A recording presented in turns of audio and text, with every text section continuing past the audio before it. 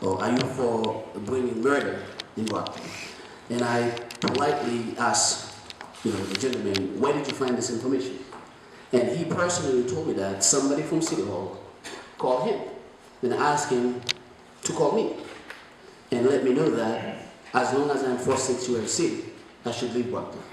So I was kind of like very open-minded about it, giving the gentleman age, but I was very hurt, given the fact that I know this piece of legislation has nothing to do with what he was talking about. But I told him that I appreciate the fact that he called me, and I will definitely take his advice and I will make it in consideration. But here's what I would like to say to him. I got a few emails and texts and all kind of nonsense on Facebook about why can't the folks who are undocumented become documented. But for those of you who are watching live, it's not an easy process. And I said it all the time. I strongly believe that every single person who's undocumented in this country would like to be documented. Every single one of them. And the paramount goal of this ordinance is not to talk about whether or not the Brockton City Council will give green card or citizenship to folks. It is all about bringing a sense of safetyness in our community. Because as we speak, we have people who are facing domestic violence, who are unwilling to come out. I myself personally are part of a task force that was created by the DA, Cruz, to talk about what are the ways in which you can possibly talk to people to come forward to talk about stuff that is going on in their life.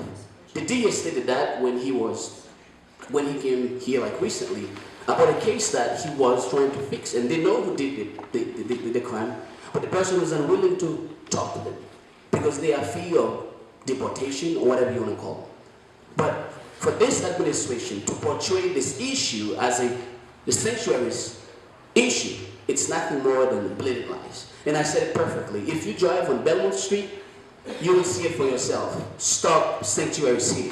For those of you who are in the audience who may not have an opportunity to read the language, I have a few copies that I would like to share with you. So you can come get it, that's fine. Yeah, that's okay, you can come. Mr. Chairman, what do you have? Yeah, give us the whole stack. Yeah.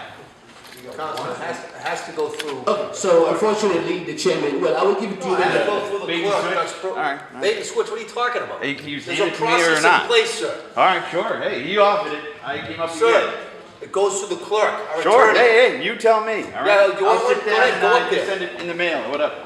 So Mr. Chairman, the animosity that I have been facing out there is more than unthinkable, because I got people that I personally know believe that I want to turn Brockton into a sanctuary city. Let me tell you this, folks.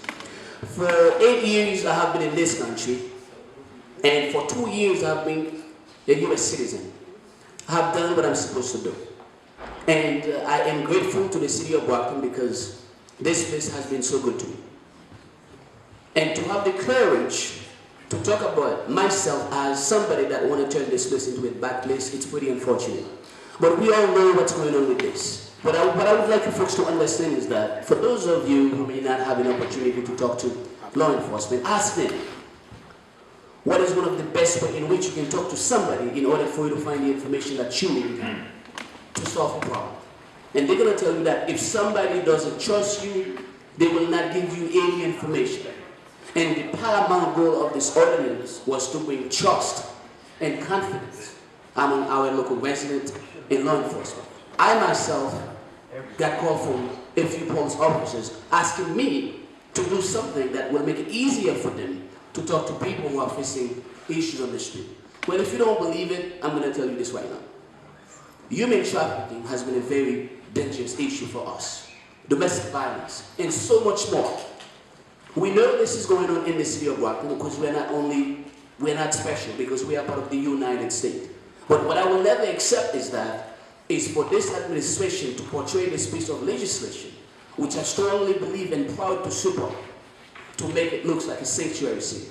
They are using this as a political tactic to scare you from not taking the time to do your research and do what you're supposed to do as a decent, well-respected citizen. What I would like you folks to understand is that take some time, read it, because I strongly believe that if Council Farrell knew this piece of legislation was a sanctuary city piece of legislation, he wouldn't even talk about it. I personally know if Bob Sullivan knew this was a sanctuary city ordinance, we wouldn't even talk about it. We do have differences, obviously. That's why we are having this discussion. And some people actually call me and ask me and saying thank you the fact that we have the courage to bring this on board. But what I would like you folks to understand is that in 2013, this administration supported this. And it was worse than that. In 2015, in 2017, when Moses approached me about this in regard to, or on behalf of the Brockton United, Moses and I said, as long as you can come up with language that will satisfy everybody in Brockton, we're not going to support it. And they take the time, they sat down, they've done their research, and they bring this. Moses and I filed it. Well, I said this all the time. Moses happened to be Cape Verdean, and I'm happy to be a Haitian. I don't know about Moses, but no matter what's going on this evening, I will never and ever forget where I came from. And unless you are a Native American person, somewhere, somehow, you had somebody that come from somewhere else. Because the reason is that... Stop!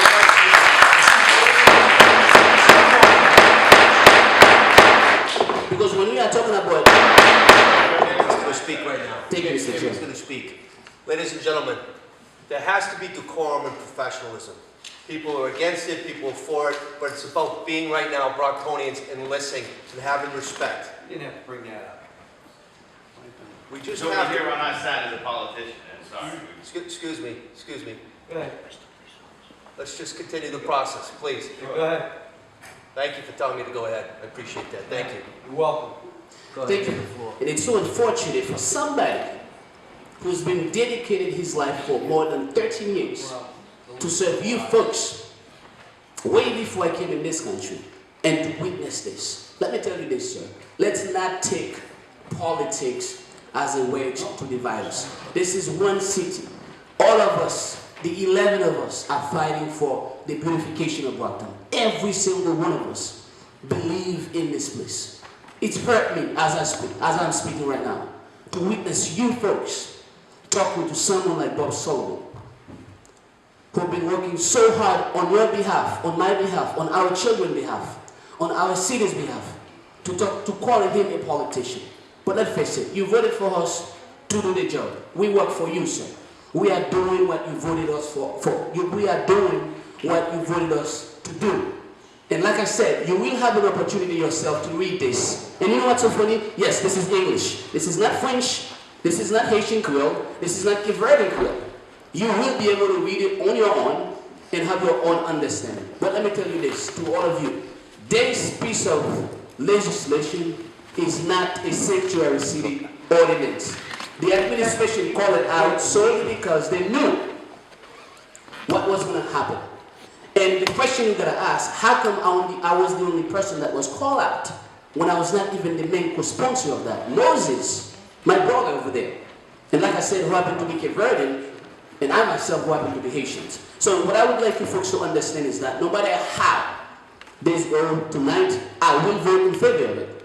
And yes, you as a citizen, you have the power to determine where you want to go. Right. So from now on, what I can tell you, sir, I would like you to have not only a trust in us whom you voted for, but also give us the opportunity to do your job. Because you know what? We will not stand up for injustice. We will not stand up for inequality. We will stand up for everybody. Yes, immigration is not a local issue. We understand that. And immigration is not a state issue. We understand that. Congress has to do their job. But at the same time, we as a locality do have the power to come up with regulation that we believe will help all of us. That's why we are here. You are facing us every second, every minute, every hour, every day, every week, every month. We work for you. You have access to us more than you have access to people at the State House, more you have access to people in Washington, D.C. You can call us at any time that you want to. We are doing what you want us to do. And every single one of us believe in doing what we want to do for the city because we love this place more than you can imagine.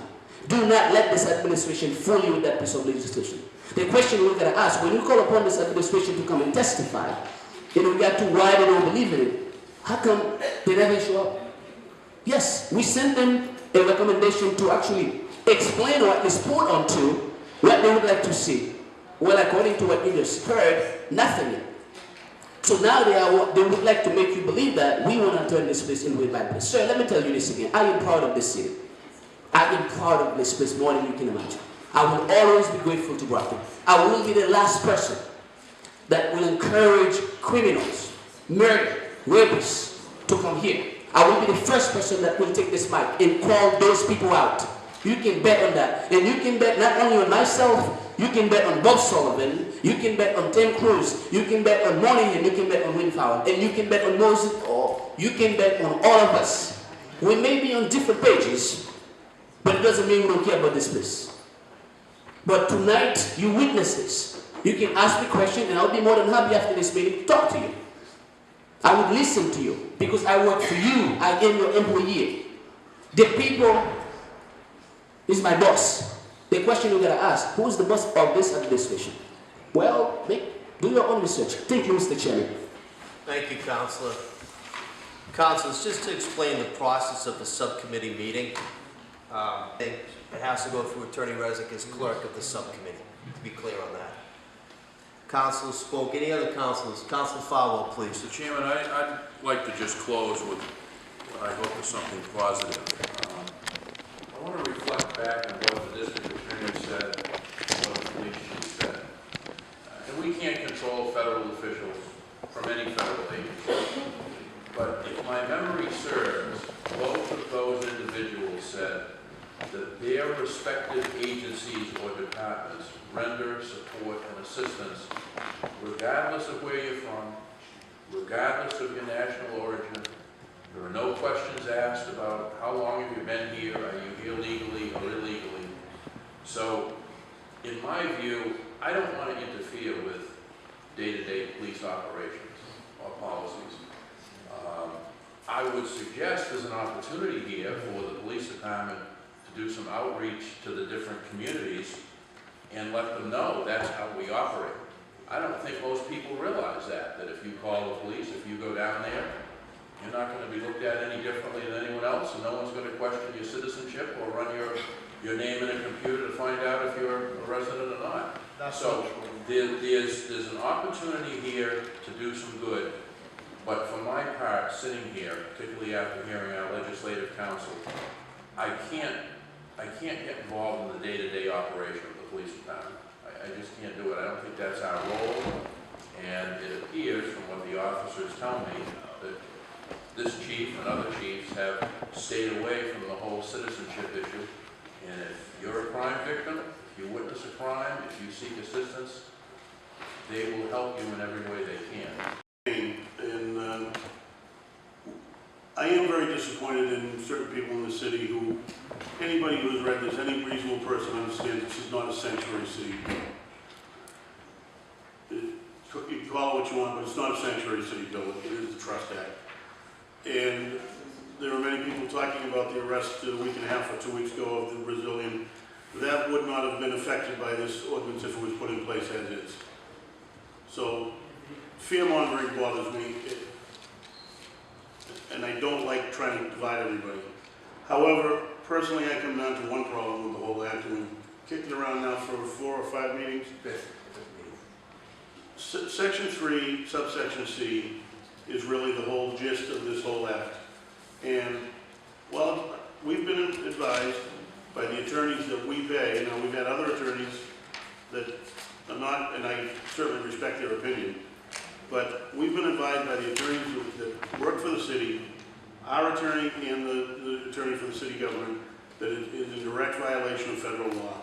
I can't vote to put an ordinance in that would put the police officers technically or possibly in the position to either break the local ordinance or break federal law.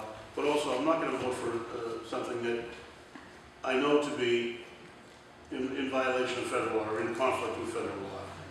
And if you take Section C out, this becomes nothing more than a public policy statement, which should not be codified as an ordinance. So as much as I understand the problem, and I wish our federal government would get off their tuchus and start to address the issue, because even though the person at the top of the federal government may be a fearmonger, most of our government really knows is an issue that we need to fix. But it's a federal issue, it's not something we can fix here in Brockton. With Section C in, I can't vote for it, and with Section C out of it, I won't vote for it because it's nothing but a public policy statement. I would certainly do a resolution at that point if people wanted to, but that does not have the force of an ordinance. So unfortunately, I'm not going to be able to support this, but I am upset at the mayor and other people in the city who want to call this a sanctuary city ordinance. It is not. It hasn't been.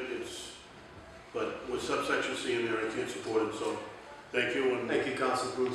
Thank you, Council Monahan, please. Yes, and I want to say I concur with Council Cruz, but I just want to read what Legislative Council has left into the ordinance. As basically Council Cruz has said, this is basically a policy now, and as our Legislative Council has said, that an ordinance needs teeth and needs to be enforceable.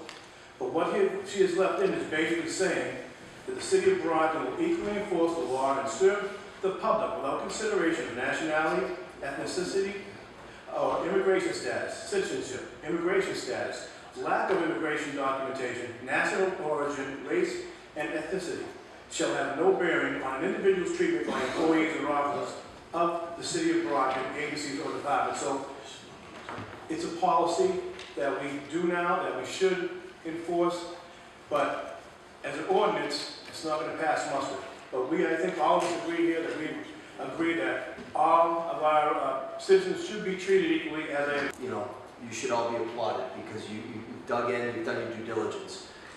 We, as a committee, have invited citizens and residents to speak. The DA, Tim Cruz, spoke. Police Chief Crowley spoke. We had our attorneys speak, the city attorneys speak, both the assistant and the full-time city solicitor. ACLU, two different individuals. Attorney Rotolo spoke. We've also invited the sheriff, Joe McDonald from Plymouth County, who didn't show, and the mayor on 2 occasions who didn't show. And I think at the end of the day, what I've said is this. I'm from Brockton, right? Born and raised in the city of Brockton, Brockton High, right? But I'm an American citizen and an Irish citizen. I hold dual citizenship. So when my grandparents came here to work in the shoe factories, they did it because they tried to make a better life and leave Ireland. Everybody that's here right now in the city of Brockton is let's not say everybody, I'd say 99.9% of the people and those here tonight care about Brockton, right? You're here because you care about Brockton. You wouldn't have left dinner time and your family to come to City Hall if you didn't care. So you should all be applauded too. And when you get politics into the game, it always gets dicey, right? This piece of paper isn't a sanctuary city, we all know it. But I also said this, I've been privileged to serve 14 years as a councilor at large. Every 2 years when I've been reelected, I pledge to uphold the laws. When I was passing the bar and graduated from law school, again, I have to uphold the laws.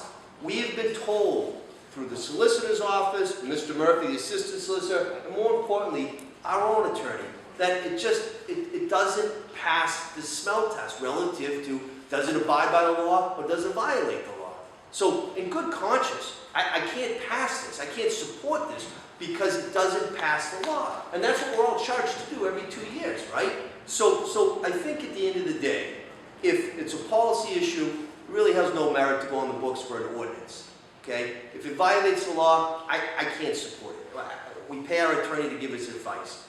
But what I think this, and I've said it the other day when we were here, we never have 5 meetings of a subcommittee unless we all know how important this issue is, right? We did it with marijuana, even though we got bashed by Carpenter. We did it for the right reasons, okay? We're doing this for the right reasons. If this passes tonight or doesn't pass, it goes to the full council. So whatever happens here, ladies and gentlemen, you know, it has to go to the full 11 members for a final vote. But what I do think this, and I think Mr. Cruz was accurate about this, if it doesn't go back favorable and it's unfavorable and ultimately it doesn't pass, we know that this issue is something that is vital to the residents of the city of Brockton. Put away the bogus idea of a sanctuary city. We're all Brocktonians. We all pay taxes. We're residents. What are we going to do? How do we make sure that people feel good in the city of Brockton and trustworthy with the police? I think a resolution is going to be beneficial. But I think at the end of the day, it's having these meetings. The council at large, Jean, myself, Wynn, and Moses, we're having another council at large meeting coming up. It's going to be at Sullivan Town. This is what we need to do. We need to take away the bogus idea of fear-mongering and pointing and all this BS and get to the gist of it. How do we make sure people feel safe in the city of Brockton? At their home, at their schools, and just walking downtown. And I think as elected officials, we're charged to do it. Now, I am also very dismayed that the CEO of the city of Brockton, Mr. Covenant, doesn't show up. Mayor Belzotti did, Mayor Harrington did, Mayor Unit surely did. So on an issue this vital, he may say, do your job as legislators, but we can retort back, do your job as a mayor and come before the citizens who elect you. So at the end of the day, I'm not going to support this, but I do think it's a step in the right direction, and we need to continue this step. We can't just put it aside and say, oh, that was Jean's and Moses.